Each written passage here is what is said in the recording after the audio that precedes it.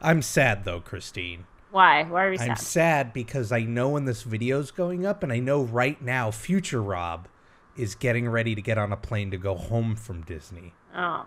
Right now he's packing, and so I'm sad for him, and I'm I'm sad not. overall.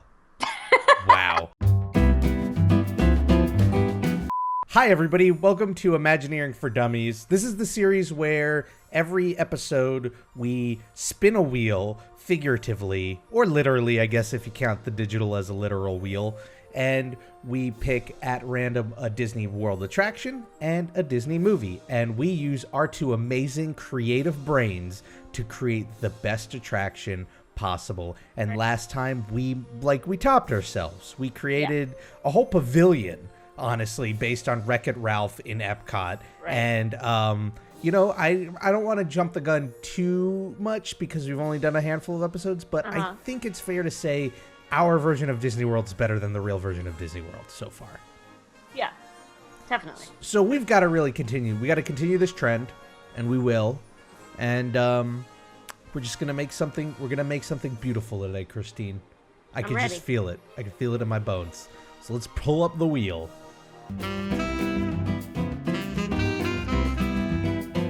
Man, we're getting the production of this is not. I feel it in my bones. We're gonna create something beautiful, but it's a messy process. Yeah. So let's re-roll everything again. This would have been a great combo, but my stupid recording was wrong. We're gonna do one more re-roll. Every time I need my to keep a creative list. juices turn on, and then you're shutting them down. Okay, here's a good one. We haven't gotten this. I know this for sure. Tomorrowland Speedway. Okay. And the movie, now that would have been cool if it was Frozen, but let's see what we're gonna get, and it's Frozen again. What? Okay, you know what? Let's go with it. Frozen and the Tomorrowland Speedway. Yeah, the wheels are kind of, round and round it goes. Where it stops, this weird buggy algorithm knows. So Frozen is where Frozen it stops. and the Tomorrowland Speedway. Now, we have to assume this is going to remain in Tomorrowland. Right. So, Hard to move that.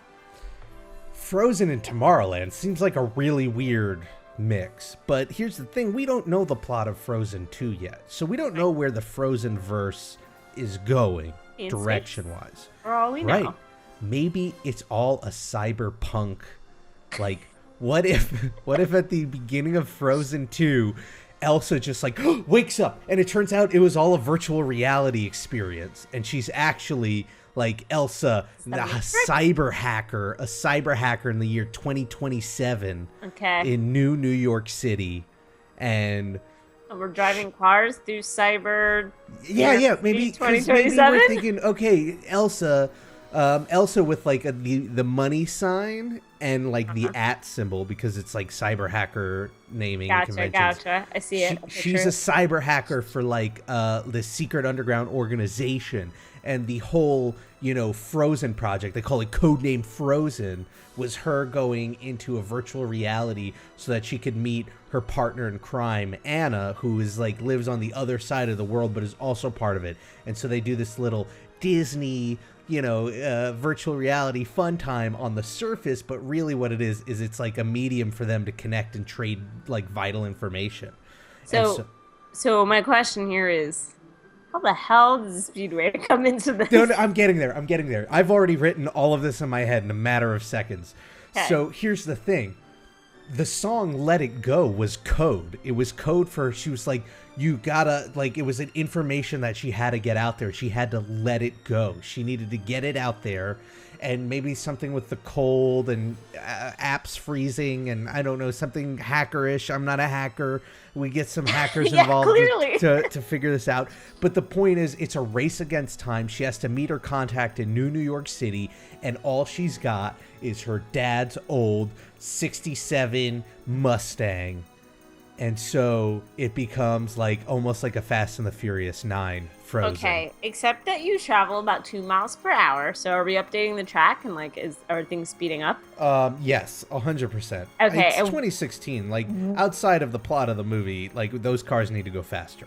So what's the story of why there are other people with you? Why are a whole bunch of people? They're not with you. They're trying to chase you. Okay, but who? They're the agents. They're the agents How do trying to you get you. decide what casts Who's are who and agents? who's the agents? Yeah. Here's the genius part. Because you're going to put on an HTC Vive when you get in. And so everybody is Elsa, but everybody is also the agents. Depending, it's like you're always the center of the universe kind of thing. And so, you're in the actual car. The car actually moves. It's still on that little track, so you can't like go off track, so you're safe because you're wearing a virtual reality headset the whole time, which ties in with the film because that's what Elsa was doing when she was meeting up with Anna in the program Frozen. The film that you made up. Yeah. No, I mean this is we can't put this video up because this is all really true. This is what the movie's about, and I will get super sued if I put it out there early. Okay. So it's a race car. I'm thinking we get the vehicles bumped up to 80, 85 miles an hour. Oh, yeah, that sounds real safe with all those children. You're on a track. It doesn't matter. Yeah, there's a little whiplash because you can't see the turns. Oh, but good. Great. It's nothing. It'll be like the Matterhorn. Yeah. At the worst, right? I think. No problem. Yeah, Matterhorn totally goes 80 miles an hour. I mean, what is your alternative? Because I feel like I've laid out a real like home run here. So my thinking is, let's bring it back to the original Frozen movie. Okay, get out of Cyberpunk. We'll retcon it a bit. Okay. Yeah. And yes, let's speed up the cars, but not to 80 miles per hour. 70. 65. 20. 20 miles an hour. Do you know how slow they go right now? How? Like really slow. It has to be a speed that no animal can run. What? Why? What? Because it's the future. It's technology. There's got to be some progress. If the car's slower than a cheetah, what's the point? Just ride cheetahs. There's a ride. Okay. Anyway, whatever. The speed is negligible. Okay. Okay. My thinking is you're driving through, I guess, like through the mountains. The mountains, whatever. And I like the thing that you said of like other people kind of being against each other, even though individually you think right. Like, what if you, as Elsa in the car, have the ability to freeze other people's cars, like a couple of times within the track, to use that to your advantage to actually have a race where like whoever wins matters, because like right now there's not really a thing. So you have like this power ability to like be able to like stop. Like, I was thinking more like, whatever. It's like a button on the car, like a James Bond thing? Yeah. Okay. Let's put it on a touchscreen like Spaceship Earth, Okay. Yeah, that's what we want to teach kids, to look at their touchscreens while they're driving. Be responsible, Christine. Come on, we're trying to make the world a better place. Anyway, continue. That's all I got. That's all you got. So through the mountains, you can freeze cars. That's it. I mean, we're not working with like really. I avoided the low-hanging fruit, which is that it's through the mountains and it's recreating the sleigh ride chase with the monster, and you get like the big Yeti chasing you. More Yetis in the park. But like that's not really, and that's not really Tomorrowland. It really doesn't work with that too much. We're working like Fantasyland, I think. Can we throw this in since we've already established that no matter which version it is, you're Elsa? Okay. So let's put a helmet on, and the helmet will be the Elsa wig. So whoever's driving has Elsa's hair. Okay. I think that adds like to a plus up here. Huh? That's just a plus up. Yeah. It's just whatever we settle on. Let's throw that element in there, and then it's just the cue line is playing "Let It Go" on loop. Because really what the ride is a psychological experiment against parents to see where their breaking point is and at what point will they actually throw away the money of a Disney vacation to just get out of there and go home. And I bet that data would be really useful. I bet you could sell that data to like any sort of institute and you're going to make a ton of money. Right. And the kids will love it because Let It Go's looping. Right. And then you get to wear Elsa's hair. What if, okay, here's an idea. What if we get meta with it? Uh-huh. So here's the idea. At the end of the track is the premiere of Frozen 2. And you, either with your actual child who's next to you in the car, or like a little animatronic child, and for people going solo. Creepy. You have to race all these other drivers to get to the movie theater to see Frozen 2 because they only have so many tickets, and it's, of course, the biggest, hottest sensation.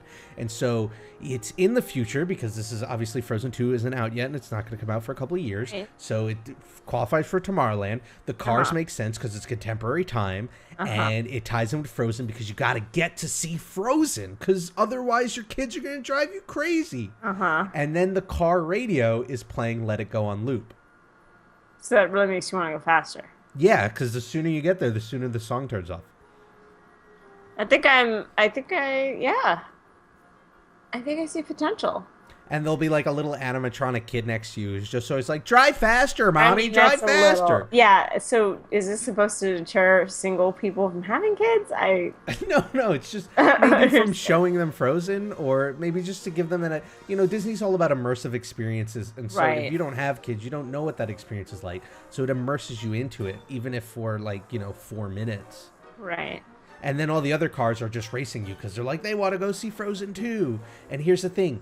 Every day, whoever's got the best time, because now we're taking them off the rails, and this is a real car derby. Sounds terrifying. The fastest time will get a ticket to the premiere of actual Frozen 2. Whoa.